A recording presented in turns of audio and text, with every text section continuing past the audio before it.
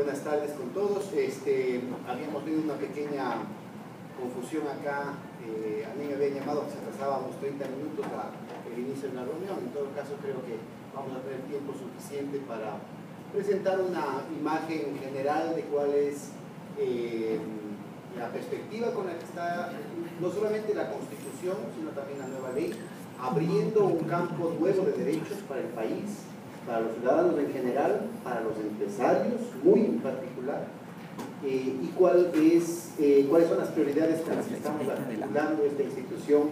que está naciendo de cero, ¿no? Es decir, aquí, cuando se leía mi hoja, me estaba acordando de las canas que me salieron por armar el Ministerio de Política Económica de la nada, por armar la Comisión Presidencial para el diseño de la nueva arquitectura financiera de la nada. Ahora estamos con más canas todavía armando esta superintendencia que no tenía antecedentes en el Ecuador. Como ustedes saben, la Ley Orgánica de Regulación del Poder de Mercado entra en vigencia en el Ecuador en octubre del 2011, empezando a pagar de alguna manera una deuda largamente postergada para el pueblo ecuatoriano, en la que estamos atrasados más de 120 años con respecto a otros países del continente. Y esto no es casual. Los poderes constituidos no solamente han configurado el panorama económico del país con una polarización social muy grande desde la época de la conquista,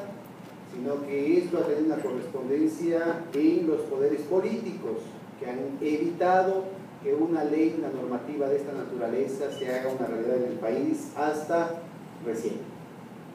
Y no es casual que el momento en que hagamos los primeros estudios de barrido de la realidad ecuatoriana encontremos monopolios hasta en la sopa. En cualquiera de las clasificaciones de las ramas de la economía ecuatoriana, o encontramos directamente monopolios ahí, con cualquiera sea el grado de agregación, o un pasito más atrás o un pasito más adelante en los procesos de intermediación o en los procesos posteriores, digamos, en los procesos anteriores de provisión de insumos, ¿no? Y eso da lugar a una estructura que en el campo tecnológico ha definido una situación de atraso en la incorporación del país a las olas y del desarrollo de la innovación científica y tecnológica. En el plano económico explican lo fundamental del subdesarrollo del país, de eso que la CEPAL llama la incapacidad dinámica del capital, sobre todo para generar empleo, para provocar oportunidades, y que en el plano político y cultural se caracteriza por una práctica oligárquica, antidemocrática, excluyente, discriminadora. Y es justamente sobre eso lo que tenemos que empezar a trabajar todos los ecuatorianos, inclusive aquellos operadores que han estado lucrando del antiguo régimen, de esa situación, muchísimas gracias, de exclusión, ¿no es cierto?, esa situación de abuso de ese poder de mercado. Entonces, yo quisiera empezar graficando, ilustrando con unos pocos ejemplos a qué me refiero con esta situación estructural tan central que ha tenido el papel de los monopolios en la vida económica, tecnológica, social, cultural, política del país. Bueno, a veces el ejemplo más inmediato es el tema del chocolate, ¿no? El Ecuador está produciendo cacao fino de aroma y exportando cacao fino de aroma con un premio a nivel internacional desde hace más de 300 años. Y recién, hace poquísimos años, empezamos a incursionar en el tema de hacer chocolate. Es decir, me parece que ahí ese déficit tremendo de la capacidad empresarial, esa estructura de incentivos, ¿no es cierto?, que lo que ha hecho es apoltronar a quienes tienen la capacidad de decidir qué pasa en este país, y llevarnos por la ruta del rentismo, del acaparamiento, ¿no es cierto?, de la exclusión,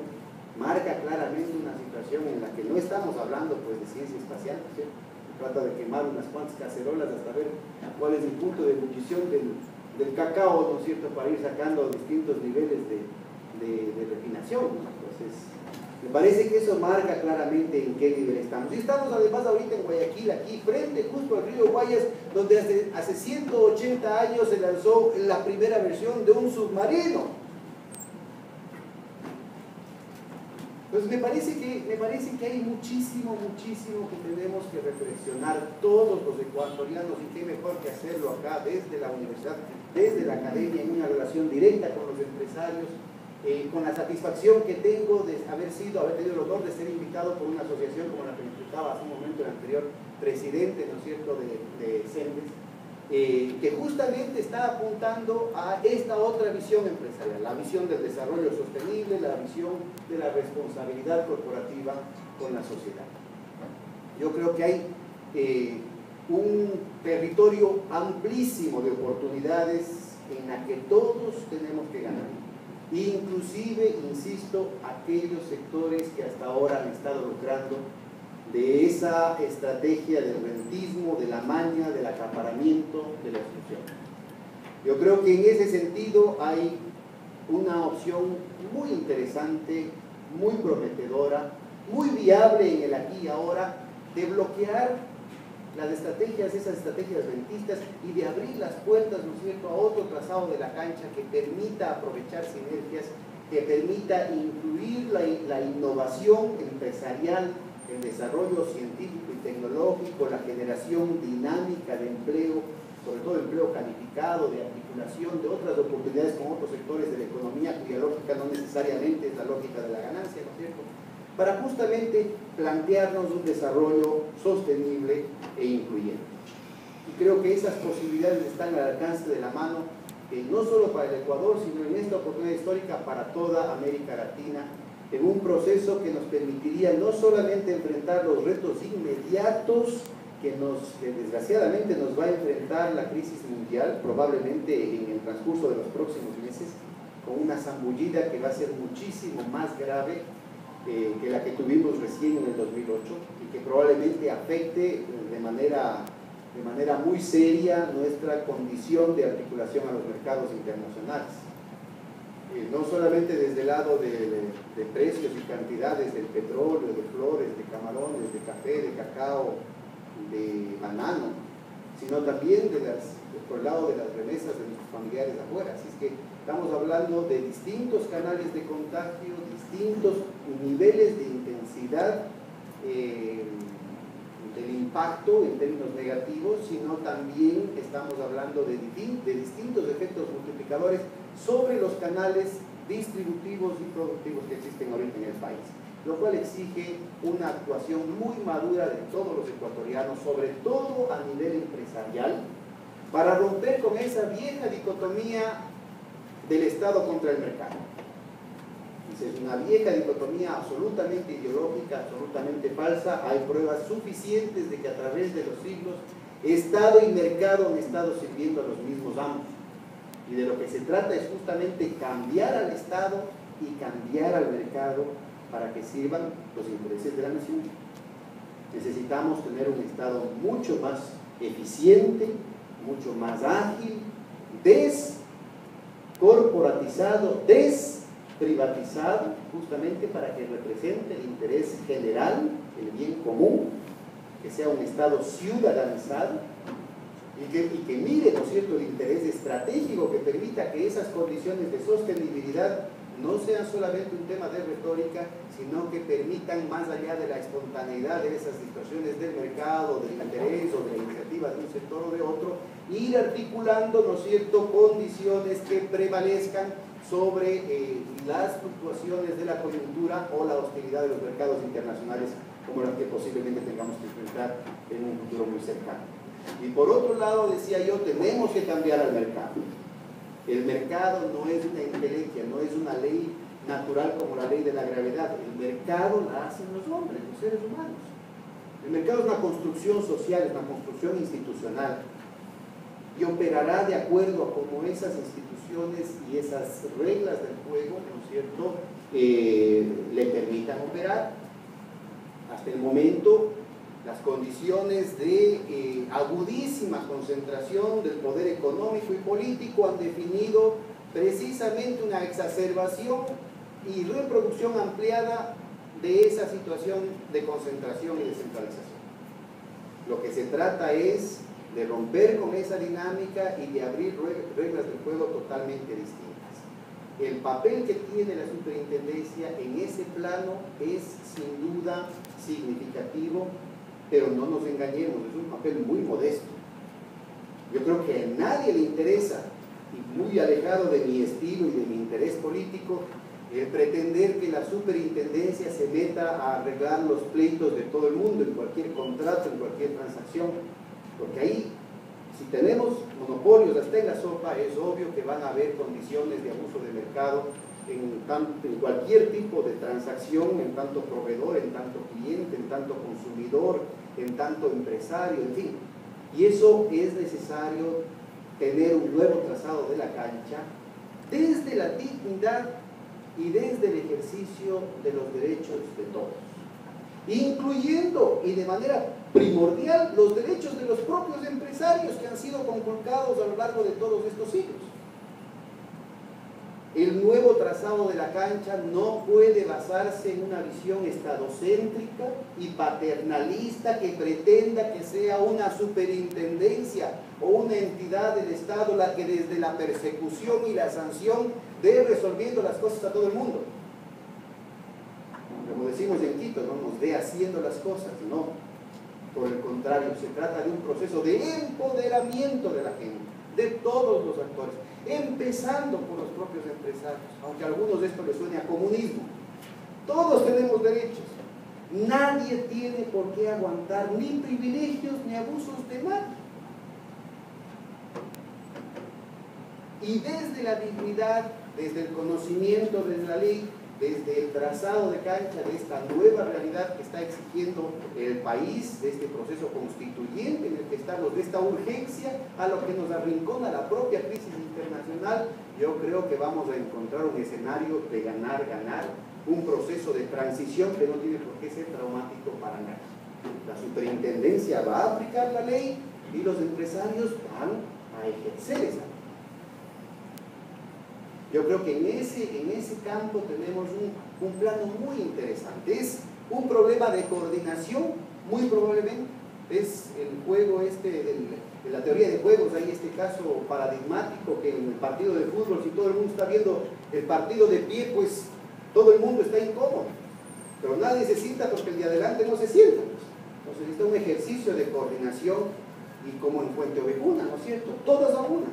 Nos ponemos de acuerdo y tenemos un nuevo balance de poder, tenemos una nueva dinámica. En el campo de la economía, sobre todo desde la teoría monetaria, ¿no es cierto? Hay una vieja tradición que viene de un ministro inglés del siglo XVII, siglo XVI, XVII, Gresham, que habla de que la moneda mala, la que tiene en la época del patrón oro, pues no, la que tiene bajo contenido del metal, termina desplazando a la buena, porque la buena, como tiene un valor superior al que realmente aparece en el mercado, termina siendo fundido para hacer aretes, para hacer joyas, para hacer lingotes, probablemente exportado fuera. La nueva teoría económica en distintos campos de la literatura especializada hace una extensión de esa ley y dice, miren, lo mismo pasa con las actitudes. Las actitudes malas terminan desplazando a las buenas, porque con las buenas se termina perdiendo en ese escenario. Y es precisamente eso lo que ha pasado durante estos siglos aquí en el Ecuador. Eso es lo que está en el corazón de esa situación de atraso, de esa situación de subdesarrollo, de esa situación de incapacidad de generación de empleo y de oportunidades que ha caracterizado a nuestro país y que se ha mostrado de manera clarísima con la migración de 3 millones de familiares, ¿no es cierto?, a los que el país les cerraba las puertas, desde un discurso autoculpabilizante y acomplejado de que no podemos, de que así somos los ecuatorianos, etcétera, etcétera, y van afuera y les ha ido muy bien. Cada cual en su profesión, cada cual en su área, ¿no es cierto? Claro, hasta que vino la crisis mundial, que ya no es culpa de ellos. Y eso yo creo que debería nuevamente llamarnos a la reflexión respecto al potencial gigantesco que tenemos aquí, a las posibilidades enormes que hemos estado desperdiciando por esos callos mentales, por esos dogmas ideológicos que nos han impedido pensar con libertad y romper con aquellos bloqueos que impiden que la creatividad de la gente pueda desplegarse en defensa de la familia, en defensa de la comunidad, creando un Ecuador en el que todos nos sintamos cómodos, todos nos sintamos incluidos. Las posibilidades que se abren ahora con la nueva ley, con este nuevo trazado de la cancha, un trazado de la cancha desde la transparencia, desde la simetría, desde el bloqueo precisamente de toda esa estructura de incentivos que permitía la maña, el abuso, el acaparamiento, esa estructura de incentivos que en lugar de armar una ley del mercado, del típico del clásico texto de economía de la oferta y la demanda, nos daba una ley del mercado que era el perro del hortelano, ni comes ni dejas comer, porque desde el acaparamiento, desde la posición de mercado se impedía, las posibilidades reales de ganancia venían de la efectividad en impedir que otros operadores entren al mercado. Y en el come solito, ¿no es cierto?, resultaba ser que teníamos un país rico lleno de pobres. Las opciones que se están planteando ahora muestran claramente lo urgente que es sacudirnos y cambiar de actitud. En los últimos 6, 7 años, y no solamente por las condiciones favorables a nivel internacional, ha habido una transformación de lo que en teoría económica se conoce como el régimen de acumulación. Es decir, no se trata solamente del cambio de las políticas económicas, ya no estamos con las políticas de ajuste neoliberal de los 30 años previos, que se llama modo de regulación, sino que hemos emprendido una transformación del régimen de acumulación, es decir, de todas aquellas condiciones que definen una relación de los patrones dinámicos de la distribución del ingreso, de la intervención del Estado en la economía, de la relación de la economía del Estado con la economía del capital corporativo privado y con la economía popular en su heterogeneidad, es decir, las cooperativas, la pequeña y la mediana empresa, el autoempleo, una cantidad de formas cuya lógica no coincide con la lógica de la ganancia por la ganancia o de la acumulación por la acumulación simplemente, que incluye esta transformación del régimen de acumulación, una renegociación de nuestro papel en la División Internacional del Trabajo. Todos estos elementos, ¿no es cierto?, se han ido configurando en los últimos años con un esfuerzo gigantesco, no solo de redistribución del ingreso, sino también de ampliación de las tasas de inversión y de las tasas de inversión productiva y de inversión social, de niveles que estuvieron en los 30 años previos del supuesto modelo empresarial de desarrollo durante la época neoliberal, es decir, desde 1982, 83 hasta el 2005, el promedio de inversión pública sobre el Producto Interno Bruto estaba en niveles del 3 y el 4%. Ya para el 2007-2008 tuvimos un salto a niveles que nos dan una nueva meseta que fluctúa en torno al 14%, y el año anterior tuvimos el 16.6% del Producto Interno Bruto dedicado a la ampliación, al mejoramiento de las capacidades productivas, sobre todo en términos de infraestructura, carreteras, puentes, refinerías, fábricas, puertos, etcétera, etcétera.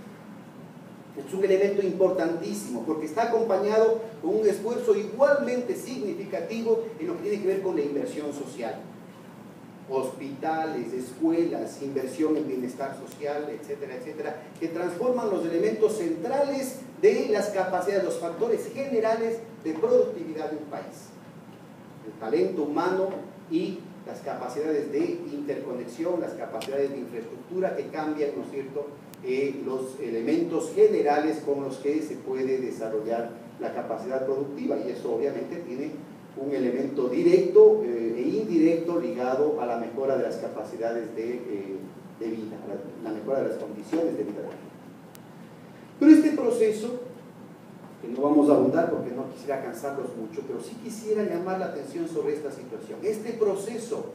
sostenido ya durante 6, 7 años, ¿no es cierto?, que ha significado una ampliación del mercado interno con una dinámica muy señalada en miles de millones de dólares, Estamos hablando de un proceso que involucra alrededor del 20% del Producto Interno Bruto de manera sostenida. lastimosamente no ha podido ser aprovechado por los empresarios en términos de la articulación de mejores capacidades productivas acá, inversión de maquinaria, de equipo, articulación de multiplicadores, tanto hacia adelante como hacia atrás, desarrollo de una cantidad de sinergias, relaciones proveedor-cliente, generación de empleo calificado, generación de know-how, nada de eso. El grueso de ese esfuerzo sistemático y sostenido de los últimos años se ha ido básicamente a importaciones. Y de nuevo, como en el caso del chocolate, no estamos hablando de ciencia espacial, es decir, no estamos hablando de tecnologías sofisticadas y de medicamentos que acá no los podemos hacer. Hay una porción mínima de eso. Estamos hablando de papas fritas. Importamos hasta canguil. El grueso del déficit comercial que tenemos con Colombia, por ejemplo, son caramelos, masmelos y galletas. ¿De qué desarrollo sostenible estamos hablando? Y es justamente esa responsabilidad empresarial la que es indispensable, urgente aquí y ahora, porque quién sabe cuánto tiempo dure abierta la ventana de oportunidades que nos ofrece una condición internacional relativamente favorable. Y lo que está en juego no es un problema de cuánto sube o baja el Producto Interno Bruto, no. Lo que está en juego, como se ha visto a lo largo de este proceso constituyente, por el que el pueblo ecuatoriano ha tumbado a 3 gobiernos y que se ha manifestado por primera vez en muchísimo tiempo en las urnas en torno a una vocación clara por el cambio. Lo que está en juego, compañeros, compañeras, es la estabilidad social y democrática del país. Y si algo tenemos la responsabilidad definitiva nosotros, es de continuar con esa sensatez explícita o no de nuestros mayores, de nuestros abuelos, de nuestros tatarabuelos, que han podido hacer de la historia reciente del país una situación muy diferente de la de nuestros vecinos de Colombia y de Perú.